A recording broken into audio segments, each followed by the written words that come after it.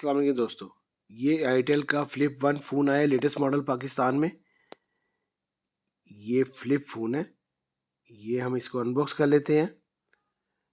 Single camera इसमें दिया है, 0.8 मेगापिक्सल का कैमरा है।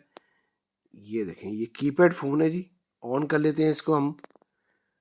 आईटेल का फ्लिप वन फ़ोन आया है ये इसकी टोटल प्लास्टिक बॉडी है। ये इसका साइड वॉल्यूम कीज़ हैं। 3 कलर में ये फ़ोन अवेलेबल है, ब्लैक में, ब्लू में और ऑरेंज में। ये इसका ब्लैक कलर है। ये देखें, ये इसका चार्जिंग जैक है। इसके बाद ये इसकी सारी एप्लीकेशंस हैं, profile, alarm, calendar, sound recorder, torch, calculator, voice recorder, ई बुक, मैजिक, ये सारी एप्लीकेशन इसके अंदर मौजूद हैं। फेसबुक है, नेट है। ये इसके कीपैड है जी। 8 MB रैम है, 8 MB रोम है।